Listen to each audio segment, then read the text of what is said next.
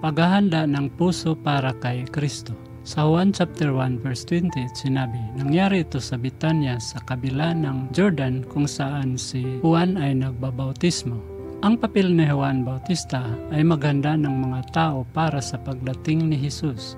Hindi lang siya basta nagbabautismo, kundi tinawag niya ang mga tao sa pagsisisi at naghihikayat sa kanila na maghanda ng kanilang mga puso para sa tagapagligtas na darating. Ipinakita ni Juan na ang kanyang misyon ay gawing tuwid ang daraanan para kay Kristo. At tayo rin ay tinatawag na maghanda para sa pagkilos ng Diyos sa ating mga buhay.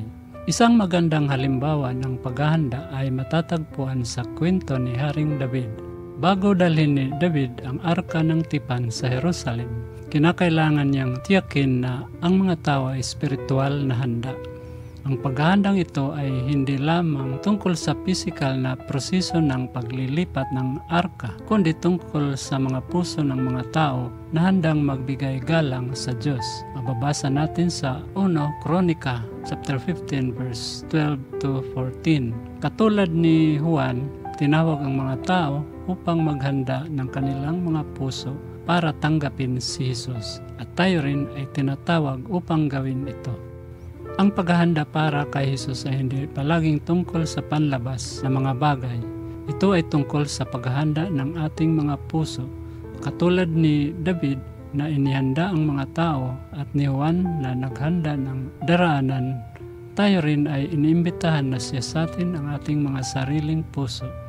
Mayroon bang mga aspeto ng ating buhay na kailangan nating linisin at magbigay ng lugar para kay Jesus?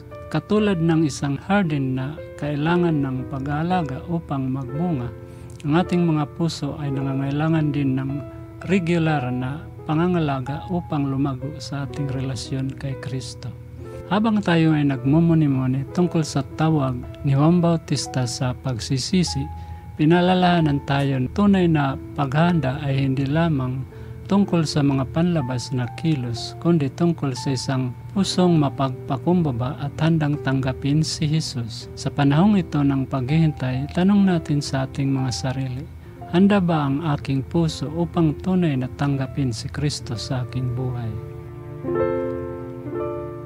Mapagmahal naming Ama sa langit, kami po ay nagpapasalamat sa halimbawa ni Juan Bautista na nag-anyaya sa mga tao na ihanda ang kanilang mga puso para sa inyong pagdating. Tulungan po ninyo kaming gawin din ito.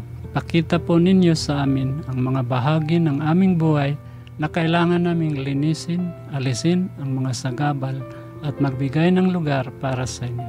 Hindi namin palampasin ang pagkakataong lumapit sa inyo, kaya tulungan ninyo kaming paghandaan ang aming mga puso at isipan upang tunay na matanggap kayo. Naway ang inyong presensya ang magdulot ng pagbabago sa aming buhay at magbigay linaw sa aming landas. Sa pangalan ni Jesus.